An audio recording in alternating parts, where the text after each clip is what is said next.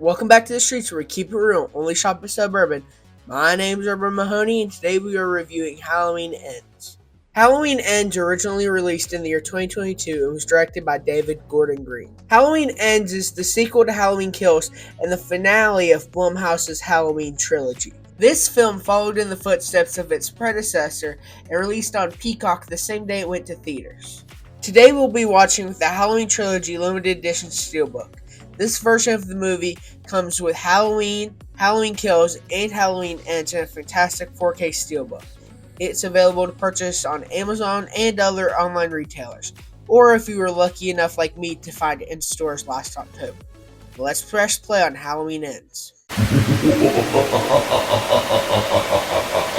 We open up in Haddonfield, Illinois on Halloween night 2019, 1 year after the events of Halloween Kills.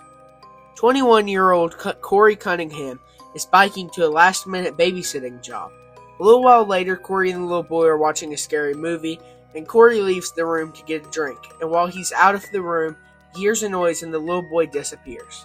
Corey looks for the little boy and finds a knife and screaming upstairs.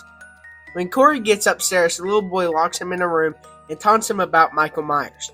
Corey kicks the door open and it hits the little boy over a railing.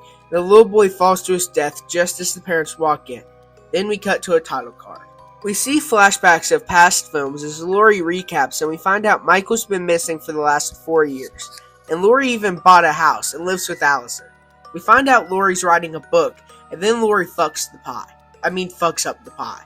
We see Allison pulled over by Doug, her on-again, off-again, as we cut to Corey being bullied by some high schoolers, and his hand is cut open. But Laurie scares them off before they slash their tires. Laurie brings Corey to the hospital Allison works at, and they hit it off. We see Laurie and Hawkins chatting at a grocery store, and when Laurie goes outside, she's yelled at by the sister of the lady that Michael stabbed with a light in the last movie. Allison and Corey go to a costume party. At the party, Corey runs into the mom of the little boy, and she screams at him, so he leaves, but Allison follows Corey, and it doesn't go well. On the way home, the police confront Corey and push him off a bridge as we see Corey being dragged into a sewer pipe. When Corey wakes up, he's grabbed by Michael, and Corey looks him in the eyes as we see all the bad in Corey's life through his eyes as he escapes the sewer. Then Corey's attacked by a homeless man claiming to be Michael Myers, and Corey stabs him to death, and Corey rushes home as we see the evil starting to affect him. Laurie continues to write her book as Corey gets there and starts acting strangely like Michael. Allison and Corey take a walk, and Corey tells Allison he killed someone. And then Corey brings Allison to the abandoned house of the little boy. A little while later, Corey and Allison are having dinner, and Doug is harassing them. And Corey and Allison say they're going to burn it all down before Corey drops Allison off at her house.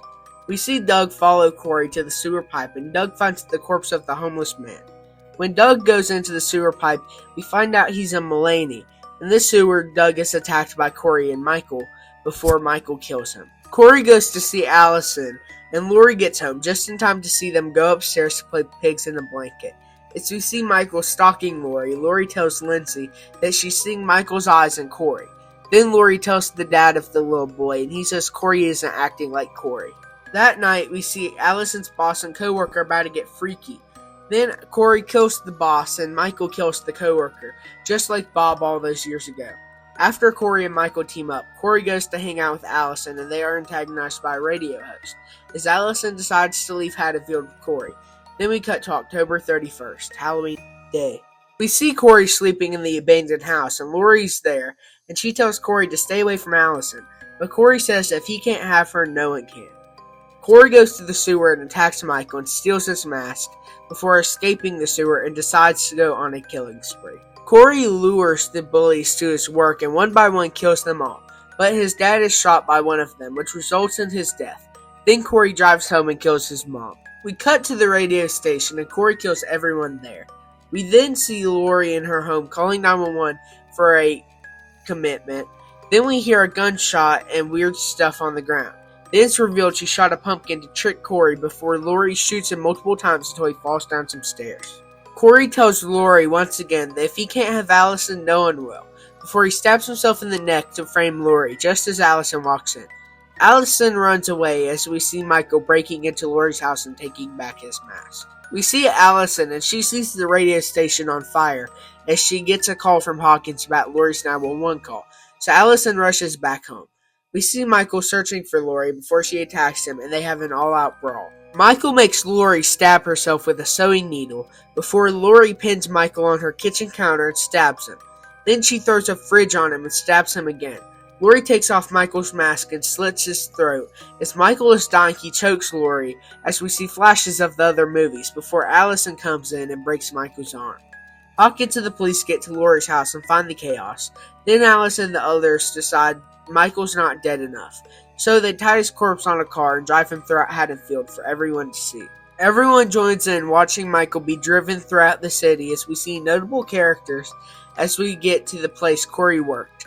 Everyone carries Michael's body to the grinder, and Laurie's the one to throw him in. As everyone watches Michael die, we cut to Laurie finishing her book, and Allison forgiving her. In the final moments, Laurie and Hawkins share a chat again, as the best song of all time starts playing and the credits start rolling. So to start off, before I continue, I want to make it clear, I like this movie. With that being said, what the actual fuck was that ending? For what quite possibly could be the last Michael Myers movie for a decade, this is how they chose to end it. What really pissed me off is that Michael was bitched around every time he was on screen until the very end. Even worse than that, I loved how they ended it with parading Michael throughout Haddonfield and putting him in the grinder. But it just didn't feel earned, because one, he wasn't in the movie a lot, and two, every time he was bitched around. Now for the good. I really liked the character of Corey Cunningham. I thought he was a nice addition, and I really liked the turn of how someone can turn evil just by being in the presence of Michael. But I do wish they at least hinted at him in the prior two movies, because you introduce him in the last movie and then kill him and make him this big character when we just met him in this movie. With that being said, that's about all for my positives. Let's move on to... This movie is enjoyable if you don't think about it. But if you do, it gets kind of infuriating. So I'm going to give it 3 stars out of 5. I really hope you guys enjoyed this series. There will be a supercut of all 4 episodes of it coming in sometime in November. But for new videos, there probably won't be one until around Christmas time. If you want more of me or the Urban Crew, check out our main channel. Until then, I'll see you guys in the next one. Happy Halloween!